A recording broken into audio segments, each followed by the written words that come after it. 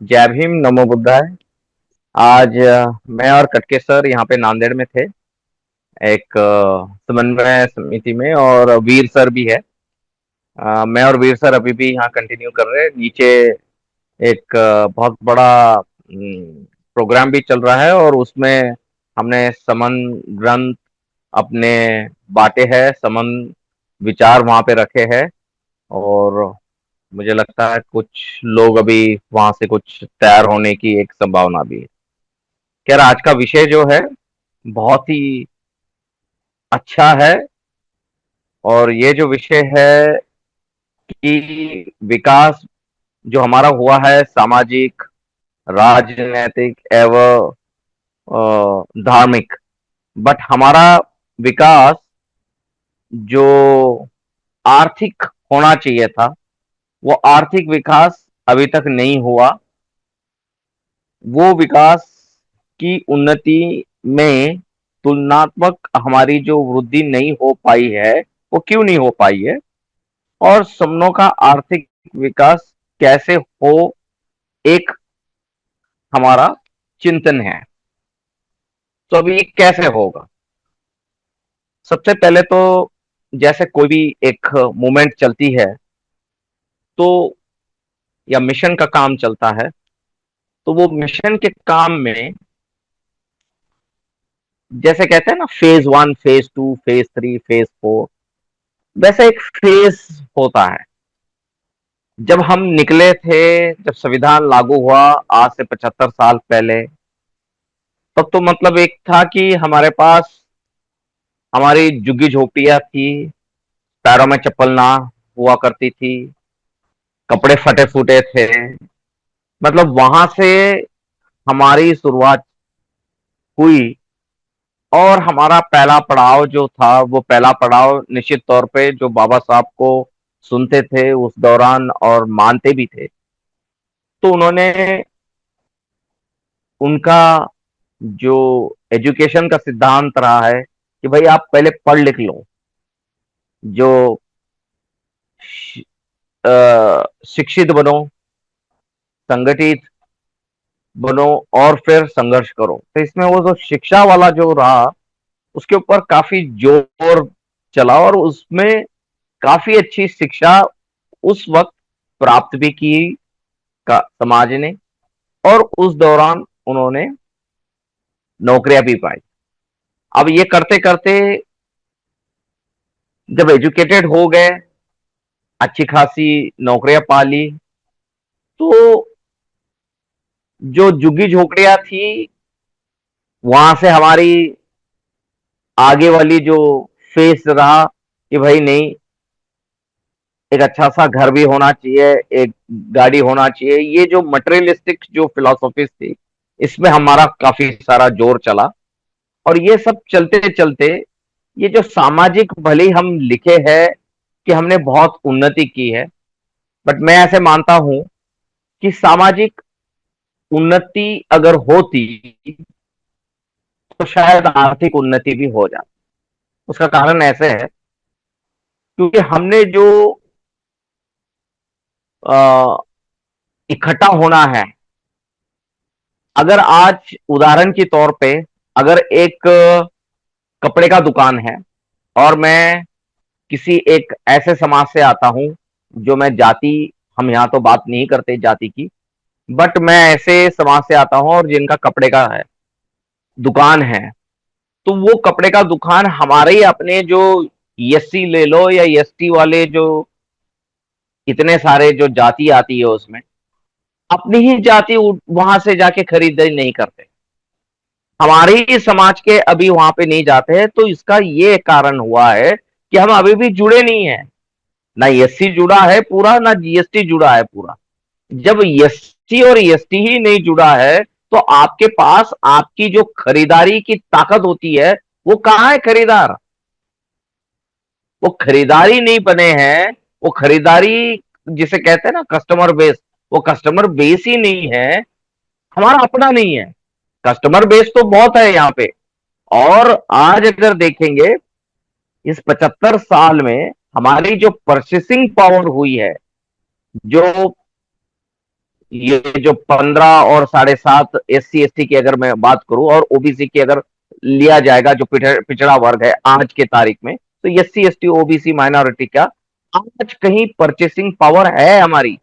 But क्या हम में वो एक ही है, वो समझबूझ है कि अरे भाई ये मेरा दुकान है, अरे भाई मेरी जो LIC पॉलिसी है, ये मेरी LIC पॉलिसी मुझे इसी से निकालनी है, मेरे समाज के बंदों से निकालनी है। मैं उदाहरण के तौर पे देना चाहता हूं, एक मेरी वाइफ LIC, बीच में LIC की एजेंसी कोटक महिंद्रा की वो ली थी, और कोटक महिंद्रा की एजेंसी के थ्रू मैंने एक पारेख या शाह, एक हमारे दोस्त है, उनसे बोला कि अरे भाई आपकी जो लाइफ पॉलिसी है वो हमारी मिसेस कर देगी, और प्रीमियम बहुत कम था। हमने कहा कि भाई वो क्या है, 450-500 रुपए महीने में आ जाएगी, वो जो भी थी उसकी एंडोमेंट पॉलिसी होगी या जो भी। उनका जवाब जो था मेरे को, वो चौकन्ने करने वाला जवाब था। उन्होंने कहा नहीं नहीं कमरे सर, वो तो हम अपने जो ये है ना, आ, हमारे जो एजेंट एजेंट एजेंट। समाज के है एजेंट, हमारे समाज के एजेंट जो है, वो हमारे समाज के एजेंट से हम करवाते हैं। देखो उसने समाज भी लिया और एजेंट भी, वो उनके समाज के एजेंट से। तो मैंने कहा ये एजेंट यही है? तो नहीं नहीं एजेंट यहाँ नहीं है, एजेंट तो हाँ वो जो है वो एजेंट है कहीं जलगांव में थे। तो बोले जलगांव में है, जलगांव या उस साइड में? तो बोले वो वहां से कराएंगे। बोला लेकिन अरे क्या है, सारा ऑनलाइन हो जाता है, आप चिंता ना करें कामले सर। तो अगर इतनी समझबूझ उन लोगों में है कि नहीं भाई हमें ये जो चीज है ये यहीं से खरीदनी है, ये यहीं से लेनी है, हमारे समाज से लेनी है, हमें तो अभी भी बटे पड़े हैं। हमें जो जितना अभी आज इस वक्त भी बटा पड़ा है समाज, तो हमने अगर कल दुकान खोल दी तो वो तो उसमें गिराई की नहीं है, गिराइक नहीं है तो वो नुकसान हो जाएगा। और इसका कारण सिर्फ एक ही है, क्योंकि आज तक हमने जुड़ो जोड़ने का कार्यक्रम नहीं किया है, ना तो हम उस विचारों से आगे बढ़े हैं। लेकिन निश्चित तौर पे मैं आशा रखता हूं कि ये होगा जरूर, क्योंकि अभी समन संघ भी इसके ऊपर बहुत जोर लगा के काम कर रहे हैं, सभी हमारे समन भाई बहन सभी कर रहे हैं, और इस विचार को बहुत बढ़ावा भी मिल रहा है, और लोगों को समझ में भी आ रहा है कि नहीं यही सही है। तो ये मुझे ऐसे लगता है आते दौर में ये जो फेज होता है, फेज 1 में कि भाई हमने पहले शैक्षणिक उन्नति की, फिर दूसरे में हमने थोड़ी सामाजिक अवेयरनेस ली। मैं ये नहीं कहूंगा कि सामाजिक उन्नति हो गई, बट एक अवेयरनेस आया। फिर भी हमने रोटी बेटी का व्यवहार नहीं किया।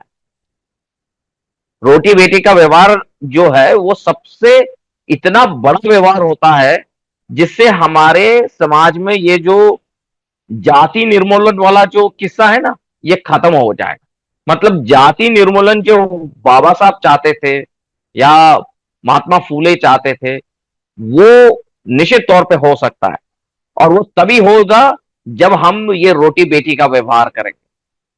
और अभी कहीं वो थोड़ा सा दिखाई दे रहा है। बट अभी और एक चीज हमें काफी जिसे कहते हैं कि हमारे आते समय की चुनौती भी है। चुनौती यह है क्योंकि सरकारें अभी हमारे प्रो नहीं है, और हमारे प्रो सरकारें ना होने के कारण अब समस्या हमारी कुछ और भी है। अगर आप जाके देखो 2010 में एक काल में जो यहाँ पे बौद्ध धर्म को मानने वाले लोग जो है, उनकी शैक्षणिक पात्रता और हायर एजुकेशन में उन्होंने जो परसेंटेज जितने वहां पे जा रहे हैं हायर एजुकेशन में, अब ये जान के हैरान हो जाओगे कि 86.23% बच्चे हायर एजुकेशन तक जाते थे। बट अभी 2025 के आंकड़े लोगे आप, जो बौद्ध समाज है जिसमें जो लोगों ने, मतलब मैं फिर से बता रहा हूं, ये कोई मैं जाति सूचक विचारों से नहीं बोल रहा हूं, बट ये एक एनालिसिस सामने रख रहा हूं आपको, जो एचआरडी मिनिस्ट्री के पोर्टल पे भी है। तो ये जो है, ये घट के आज 23.5 या 24 तक आ गई है। इसका अर्थ हो गया है कि इतने सारे, जो शिक्षण पे हम इतना जोर देते थे और वो हमारा एक अच्छा सा हथियार हुआ करता था, वो आज स्तर गिर गया है। उतना ड्रॉप आउट रेट हो गया है, उतना ड्रॉप आउट मतलब जो एक काल आईआईटी में, एनआईटी में, और ये जो हमारे आईएम्स में, और इतने सारे जो उच्च शिक्षण के स्थान है, उसमें जो जाने वाली संख्या है, वो संख्या घट गई है। और आगे जैसे हम चलेंगे, और ये और ज्यादा घटने की संभावना भी है। सो अब इस वाले इसमें जो हमने पहले अच्छा एक स्तर बना लिया था उच्च शिक्षा में, प्लस हमारी जो शिक्षा प्रणाली में भी हमारा जो हिस्सेदारी थी एक SC ST OBC की, तो ये सारे भी अच्छे थे। लेकिन आज ये सब जो है, ये जो आंकड़े जो अभी सामने आ रहे हैं, ये चौंकाने वाले हैं। सो इसमें फिर से हमें क्या करना होगा, इस हमें हमारा जो शैक्षणिक स्तर है, जो हायर एजुकेशन में तक जाते थे, वो हमेशा बरकरार रखना होगा ये करते समय। क्योंकि ये जो है, ये हमारी एक ढाल है, एक तलवार है, और ये दुधारी तलवार है, जिससे लेके हम सिर्फ सामाजिक ही अपनी उन्नति नहीं कर पाएंगे, तो आर्थिक भी कर पाएंगे। क्योंकि जैसी आप हायर एजुकेशन से कोई यूनिवर्सिटी से पास आउट होते हो, तो आपकी जो पे होती है, जो पगार होती है, जो CTC जिसे कहलाते हैं, या पे पैकेज होता है, वो निश्चित तौर पे बहुत अच्छा और हाई होता है, जिससे कि आपके पास आपका जो पावर होती है, चाहे वो परचेसिंग पावर लीजिए, या आपके पास जो ज्यादा एक्स्ट्रा जो पैसे लगते हैं बिजनेस करने के लिए, चाहे वो भले आप खुद ना बिजनेस करें, आपके वाइफ के नाम पे, आपके मम्मी के नाम पे, या आपका भाई, या आपके कोई दूसरे जो है आपके पार्टनर के साथ आपने पार्टनरशिप की है और वो कर रहे हैं, तो आपका ये पैसा जो है एक्स्ट्रा, वो लग सकता है, वो वहां पे उपयोगी आ सकता है। बट आज वो ना होने के कारण वो एक दिक्कत है कि हमारे पास अभी तक उस विचारों से अभी तक वो मेच्योरिटी लेवल नहीं पाए है, जिसे क्राउड फंडिंग कहते हैं। जो क्राउड फंडिंग मतलब सोसाइटी से फंडिंग होती है। जैसे अभी एक हमारे भाई साहब बता रहे थे कि भाई वो पाने वाला जो है, पानी का हमने एक पानी के बोतल जो है, उसका हम एक प्लांट डाल सकते हैं, और उसके लिए पैसे जा बट अगर उसको फंड करने के लिए अगर हमें क्राउड फंडिंग चाहिए, क्राउड मतलब जिसे कहते हैं माइक्रो फाइनेंस के तहत, ये सारे जितने भी हमारे समाज के हैं, अपने हैं, जो थोड़े से जिनके पास एक अच्छा खासा पैसा बना है, वो पैसा डाल के वो प्लांट बनाना, जिसे फंडिंग कहते हैं। अब आप ये भी सोच सकते हो कि ये फंड तो गवर्नमेंट से क्यों नहीं ले सकते। काफी जगह गवर्नमेंट के पास फंड के लिए जब जाओगे, तो ये जो प्लांट या मैन्युफैक्चरिंग में होता है, उसमें फंड तो जल्दी मिल जाता है, क्योंकि आपका जो मैन्युफैक्चरिंग सेटअप होता है, वही वो मॉर्गेज रख देते हैं, वही कोलैटरल के तहत उनके पास रह जाता है। बट अगर आप सर्विस इंडस्ट्री में कुछ खड़ा करना चाहते हो, क्योंकि ज्यादातर लोग सर्विस इंडस्ट्री में ही जाना चाहते हैं, हमारे समाज के तो इनिशियली सर्विस इंडस्ट्री में ही जाते हैं। उसका कारण यह है क्योंकि उसमें ज्यादा रिस्क नहीं होती है। ज्यादा से ज्यादा क्या है, आदमी रहते हैं, जो आदमी उनको निकाल के, वो अगर कुछ ऊपर नीचे हो गया तो वो आप घटा सकते हो उनकी संख्या। बट प्लांट जो होता है, प्लांट का एक आपका उसका प्रॉपर्टी टैक्स होता है, उसका प्लांट का पूरा इंश्योरेंस होता है, उस इंश्योरेंस का प्रीमियम्स होते हैं, प्लांट को चलाने के लिए बिजली लगती है, प्लांट को चलाने के लिए एक बड़ा जो लोगों का रिक्वायरमेंट होती है, वो सारा है। तो इतने सारे का खर्चा बहुत बड़ा रहता है। सो हमारे यूजुअली लोग इसमें सर्विस इंडस्ट्री में चले जाते हैं। अब सर्विस इंडस्ट्री में फंड नहीं मिलता है, तो हमारे पास, हमने तो जुड़ो जोड़ो का कार्यक्रम ही नहीं किया है, तो हमारे पास क्राउड फंडिंग नहीं आए, तो मतलब क्राउड फंडिंग भी नहीं है, गवर्नमेंट की फंडिंग भी नहीं है। अच्छा, गवर्नमेंट फंडिंग हमें इतनी जल्दी मिलती भी नहीं है, हम तो पिलर टू पोस्ट भागते हैं। आप जाके देखिए, जितने भी जगह हमने फाइलें डाली है, ऐसा नहीं है कि नहीं मिलती है, बहुत तकलीफों के साथ मिलती है, मिलना है तो। अच्छा, उसमें भी मैं इतने जगह ऐसे भी देखा हूं, फंडिंग मिली है इनिशियली, बहुत जल्दी भी मिल जाती है, चलो पहले आपका जो किस्त होता है से फंडिंग आपको 1 करोड़ की पारित हो गई, पारित हो जाने के बाद उन्होंने कहा कि आपको पहले 30% दिए जाएगा, तो आपको 30 लाख मिल जाते, तुरंत ही मिल जाते। फिर वो कहते हैं दूसरे किस्त में आपको फिर से 30 लाख रुपए दिया जाएगा, वो 30 लाख भी तुरंत मिल जाते हैं। हाँ, बाद वाले 40 लाख में वो आपको नड़ जाते हैं, या कुछ तो आप में नुक्स निकाल देते हैं, क्वेरी निकाल देते हैं, माइलस्टोन कंप्लीट नहीं हुआ करके। और बिलीव मी, उसका इतना बड़ा दिक्कत हो जाता है कि आप वो नहीं कर पाते। काफी सारे प्रोजेक्ट मेरे पास, काफी सारे ऐसे लोग हैं, क्योंकि आगे के 40 लाख की आप भर्ती कहां से करोगे? क्या हमारे पास अपने कोऑपरेटिव्स है? अपने कोऑपरेटिव्स, जो कोऑपरेटिव्स कल उठ के हमारे समाज के, हमारे अपने लोगों को कोऑपरेटिव के थ्रू फंड दे पाए? क्योंकि हमारे जो अभी कोऑपरेटिव चल रहे हैं, जो बिल्कुल ही छोटे पैमाने पे, महाराष्ट्र में मैं ऐसे कुछ कोऑपरेटिव गिन सकता हूं जो 10 करोड़, 15 करोड़, 20 करोड़ का टर्नओवर करते हैं सालाना, बट उनका ज्यादातर फंडिंग किसके लिए होता है? सामाजिक कार्य के लिए। कैसे? जैसे किसी के घर में बच्चे को एजुकेशन की फी नहीं भर पा रहे हैं, तो वो एप्लीकेशन करते हैं, वो फी के तहत, वो एप्लीकेशन के तहत उसे 40,000, 1 लाख, 2 लाख की फंडिंग मिलती है। जो फंड आता है वो 2 लाख में, वो बाद में उसको 4 साल, 5 साल में उसे वापस करना होता है। शादी के लिए लगने वाला फंड, उसके लिए वो लेते हैं कोऑपरेटिव से। या कुछ हेल्थ का प्रॉब्लम हो, कोई बीमार चल रहा है और उसको लग रहा है या ऑपरेशन होनी है, इसके लिए वो कोऑपरेटिव से फंड मिल रहे हैं। तो क्या हमारे पास वो कोऑपरेटिव बने हैं आज, जो कोऑपरेटिव हमारे समाज के लोगों को फंड कर पाएंगे? हमारे समाज को फंड करने के लिए वो कोऑपरेटिव बने नहीं है हमारे पास।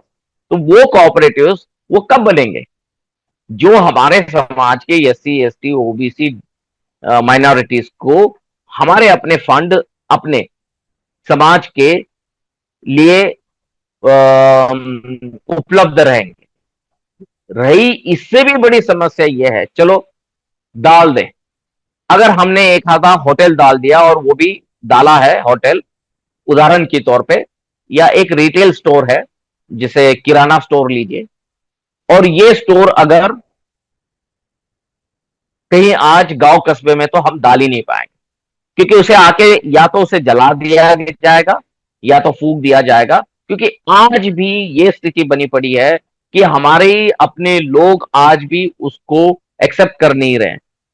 यहाँ की अगर स्थिति लिया जाए, तो मैं अभी नांदेड़ में बैठा हूं, नांदेड़ में मुझे कहा जा रहा है कि यहाँ पे ऐसे कुछ समूह है जो पिछड़े समूह से, कि अभी तक वो एससी एसटी के कुछ जो समूह है, वो अगर घर लेने जा रहे हैं उस वाले इलाके में, तो वो घर नहीं देते हैं। सो ये जो, जब तक मानसिकता बदलेगी नहीं, ये जो सामाजिक परिवर्तन अभी तक जो होना है, we are still not a country, we are country in a making, जैसे काफी बार कटके सर भी कहते हैं, we are still a country in a making. हमें कंट्री अभी बननी है, अभी हमारे पास बहुत लंबा रास्ता तय करना है, और हमें ये जो है, ये सारे इन जो चीजों के मैंने जो कहा है, उन चीजों पे जब तक हम इकट्ठा नहीं आते, जुड़ते नहीं है, जुड़ के नहीं आते, हमारे अपने समन विचार से नहीं आते, तब तक ये चलते रहेगा। और ये समन विचार तो अभी हमने 4 साल पहले लेके चले हैं, अब इसे पूरा समाज में जाके, जिसे कहते हैं ना, पूरा समाज के लास्ट मैन तक जाने में, मैं तो ये भी मानता हूं कि लास्ट मैन तक जाने की जरूरत भी नहीं है। 20 से 25% भी अगर लोगों में समन विचार चले गए, 20 25% भी, मैं तो बोलता हूं 20 से 25, ये देश में रिवॉल्यूशन आ जाए।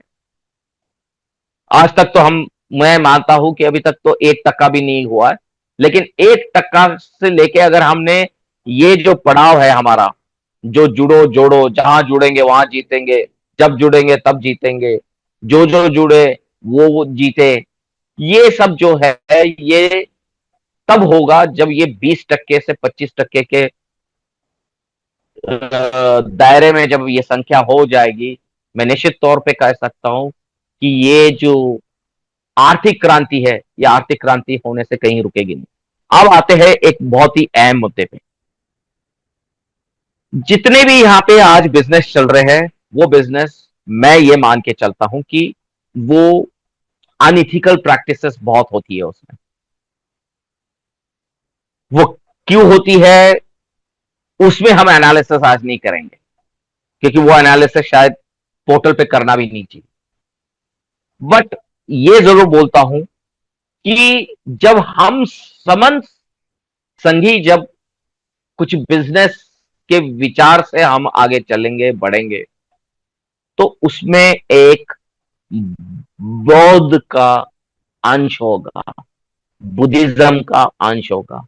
और वो बुद्धिज्म का अंश होने के कारणवश उसमें सफरिंग नहीं होगी, पेन नहीं होगा, किसी को ठगाई नहीं होगी, पैसे कमाने की लालच वो नहीं होगी कि मैं किसी की गर्दन काट के पैसे कमाऊं। क्योंकि जब हमारी जीडीपी 33% थी अशोक के काल में, जब सम्राट अशोक के काल में हमारा अगर देश का जीडीपी 33% ऑफ द ग्लोब था, 33% ऑफ द ग्लोब एक बहुत बड़ी जीडीपी होती है।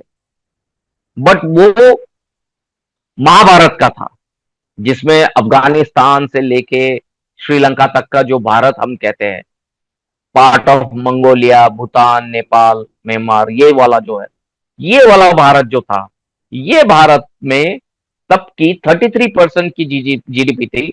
और जो ट्रेड हुआ करते थे, जो ट्रेड होता था वो फेयर ट्रेड होता था, जिसे कहते हैं फेयर मतलब एब्सोल्यूट क्लीन एंड क्लियर। आज वो ट्रेड फेयर ट्रेड नहीं है। अब उसको वो फेयर ट्रेड बनने के लिए ये जो समाज में जो धम्म पिरोना है, ये धम्म पिरो के होगा। क्योंकि अगर मेरे पास, आपके पास, अगर यहां पे जो बड़े बड़े बिजनेसमैन बने हैं, उतना अगर हमारे बड़े बिजनेसेस हो जाते हैं, तो हमें कभी यहां पे कोई अनैतिकता काम करने की जरूरत नहीं पड़ेगी कि नहीं नहीं मुझे और कमाना है और कमाना है और कमाना है कमाना है। इसलिए क्योंकि मुझ में वो चीज नहीं है कि मुझे कमाने के लिए कुछ गलत रास्ते अपनाना पड़े। और आप जानते भी हो कि कितने गलत चीजें हो रही है, और वो कितनी गलत चीजें करके वो बिजनेस मैं ये आगे चलते समय हमें इन सब चीजों का विचार करना होगा।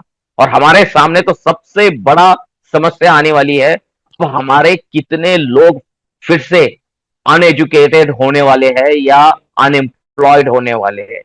तो हमें बहुत अगले वाला जो समय है, आगे आने वाला जो 10 साल से 15 साल, बिल्कुल सोच विचार करके अपना निवेश करना है, पैसे खर्च करने हैं।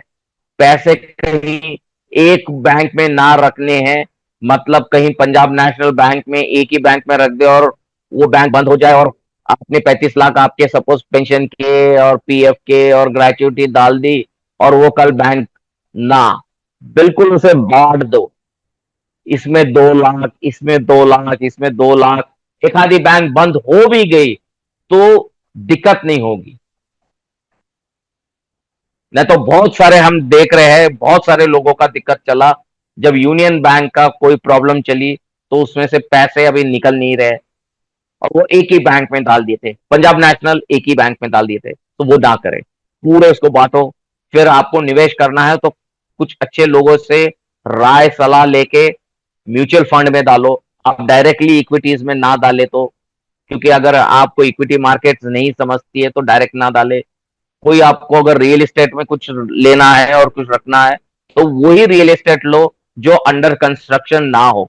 सीधा आपके सामने दिखाई दे रहा है घर, भाई ये ले 10 लाख, ये तेरे घर के, ये मुझे घर का आज ले रहा है।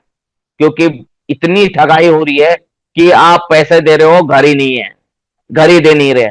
10-10 साल हो गए और ये इतने बहुत सारे उदाहरण है हमारे बहुजनों के जिनको घर नहीं मिले। सो ये सब ना करे। मैं अपने संघ ने जो मुझे आज संघादेश दिया था कि इस जो हमें आर्थिक विकास करना है, आर्थिक विकास के लिए, एक मिनट, किसी का कॉल आ रहा था, मैं उसे काट दिया हूं। हेलो, हाँ, आवाज आ रही है? मेरी आवाज आ रही है? हेलो, हेलो,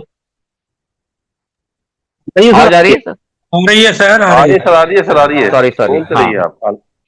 सो ये जो है कि हमारे इसमें हमारे जो कह रहे हैं समान समन समाज में कि सामाजिक, राजनीतिक एवं धार्मिक विकास और जन जागरूकता हुई है, सर उतनी नहीं हुई है जितनी होनी चाहिए, जिस मात्रा में होनी चाहिए, ऐसे मैं खुद मानता हूं।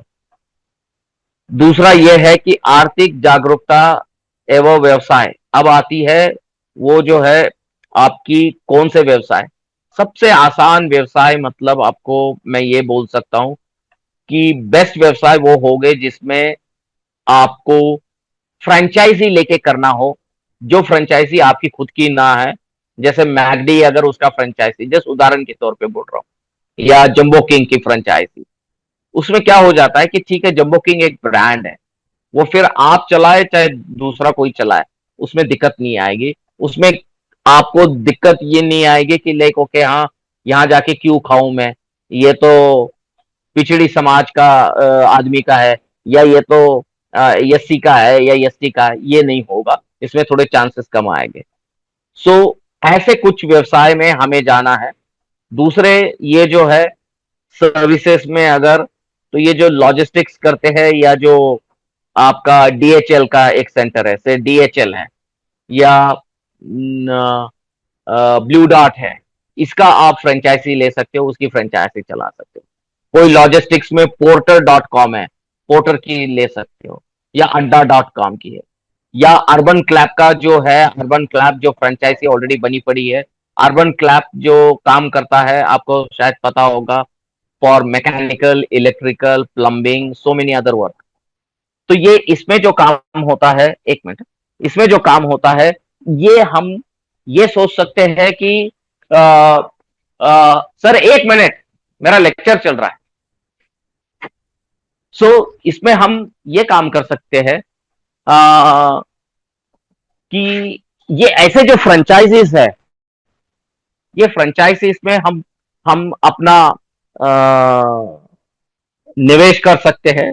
और वो भी मैं चाहता हूं कि 2-3 लोग मिलके करें। ऐसा ना हो कि सिर्फ एक ही आदमी करे और एक ही तो 2-3 लोग रहेंगे तो साथ बना रहेगा। जैसे लाइव स्पेसेस है, लाइव स्पेसेस में हम कर सकते हैं। लाइव स्पेसेस हो सकता है, there is a live spaces वाला फ्रेंचाइजी मोड है, LIVSPACES, लाइव स्पेसेस। फिर बाद में जैसे मैंने कहा कि अभी जो बुकिंग है, फिर बहुत सारे ये जो है, अभी इससे भी ऊपर अभी बहुत सारे फ्रेंचाइजी मोड में आज आगे सामने आए हैं। मैंने लॉजिस्टिक्स बताया। सर एक मिनट सर, लेक्चर चल रहा है। सो ये जो चल रहा है, हमें ये जो फ्रेंचाइजीज है, ये franchisees we should hit the franchisees. ये फ्रेंचाइजीज को अगर हम विचार करोगे एक फ्रेंचाइजी मोड में इनिशियली जाके थोड़ा पैसा बना के, डिमांड भी एक फ्रेंचाइजी देता है, डिमांड भी वो खुद का नहीं डालता है। इवन फ्रेंचाइजी मोड में अगर देखा जाएगा तो फ्रेंचाइजी मोड में अगर पेट्रोल पंप जो गवर्नमेंट से मिलती है वो 3 अलग तरीके से मिलती है, कोको, डोडो, कोडो। मतलब company owned, company operated, company owned, dealer operated, और दूसरा होता है डीलर ओन, डीलर ऑपरेटेड। तो इस वाले में वहां पे तो अपने को SC ST OBC की स्कीम भी लगी है। सो यहाँ पे हम वो निवेश में उसमें भी जा सकते हैं जहां पे कोई दिक्कत नहीं है, बिकॉज कोई पेट्रोल पंप वाला कोई ये देखता नहीं जो पेट्रोल भरने आता है कि भाई ये किसका है। काफी बार मतलब उसमें, और वो भी अगर हाईवे पे रहे तो दिक्कत नहीं आती। बट ये है हाईवे पे है तो वहां पे हमें सुरक्षा इसकी रखनी है, क्योंकि दूसरे जो सामाजिक ये होते हैं वो कभी कभी आके वो वहां पे हल्ला कुछ और चीजें हो जाती है, जो झगड़ा वगैरह और छोटी सी बात का बतंगड़ बन के कुछ बड़ा सा। तो ये सारी चीजें जो है हमें सामाजिक विचार करके ही निवेश करना है। आर्थिक के लिए हमें थोड़ा समय है, तुरंत जाना तो फ्रेंचाइजी मोड में जाइए, ज्यादा निवेश ना करें, पार्टनरशिप छोटी छोटी ले। और अभी अगर आपको सेफ मोड में करना है तो आपके सारे जितने बच्चे हैं, जो यंग जनरेशन है, उन्होंने इनोवेशन हब्स जो निर्माण किए हैं इस देश में, वहां पे इनोवेटिव इनोवेशन इनोवेशन प्रोडक्ट्स या इनोवेटिव प्रोडक्ट्स लॉन्च करने बोल दीजिए। इनोवेटिव प्रोडक्ट्स और इनोवेशन अगर लॉन्च करना चालू कर देंगे तो इसमें यह हो सकता है आते समय में कि वहां पे आप आपका प्रपोजल डालिए, वो प्रपोजल वहां पे पारित होने के 200% चांसेस है, क्योंकि वहां पे बहुत क्लियरली इनोवेशन हब्स में आपको सुना जाता है, आपका सारा पोर्टल ऑनलाइन है, आपको बुलाया जाता है, आपकी प्रेजेंट किए जाते हैं, और वो प्रेजेंट पे आपको एक छोटा फंड दिया जाता है, से लाइक 1 करोड़ या आधा करोड़, और वहां पे आपके कंपनी का वैल्यूएशन करके आप जाके काम कर सकते हो। ये एक बहुत ही सोपा सरल मार्ग है जो इनोवेशन हब्स के तहत आज ये चालू किए हैं लोगों ने। और आज थोड़े से जैसे शार्क टैंक है, शार्क टैंक में आप जाके अपनी विचार रख सकते हो। शार्क टैंक में आप आपका विचार रखोगे और आपके इनोवेशंस के लिए लोग वहां पे आपके कुछ इक्विटीज ले लेंगे आपके कंपनी में, एंड आप वहां पे परसेंटेज देके आपकी कंपनी खड़ी कर सकते हो। ये एक अलग तरीके से है। तो मतलब ये जो है कैसे हो एक विमर्श, जो लास्ट का लिखा है ना सर, समनों का आर्थिक विकास कैसे हो एक विमर्श, ये एक तरीका है। अभी इस वक्त बहुत ज्यादा रिस्क ना ले, रिस्क अभी इस वक्त बहुत ही मिटिगेटेड फॉर्म में रिस्क लेना, स्ट्रेट वे रिस्क ना ले, बिल्कुल ना ले, क्योंकि हमारा पैसा निकालने में वो तुले है अभी इस वक्त, क्योंकि उनको पता है अभी इनके पास थोड़ा सा पैसा है। तो याद रखना, आपका पैसा निकालने के लिए वो बैठे हैं इस वक्त। आपका पैसा वो एजुकेशन के तहत निकाल रहे हैं, एजुकेशन की फी बहुत बड़ी बड़ी करके, जो कि यही एजुकेशन आज फॉरेन में बिल्कुल सस्ती मिलती है, वो यहाँ पे महंगी कर रखी है। तो वो आपका पैसा निकाल रहे हैं, वो पैसा निकाल रहे हैं, तो जस्ट सी दैट आप बिल्कुल ही सोच के निवेश करें। बस इतना ही कहूंगा। मेरे वक्तव्य में कुछ अगर कुछ कहते समय किसी को क्षति पहुंची हो तो मैं माफी मांगता हूं। धन्यवाद। जय भीम। नमो बुद्धाय। संगम नमामि, संगम नमामि, संगम नमामि।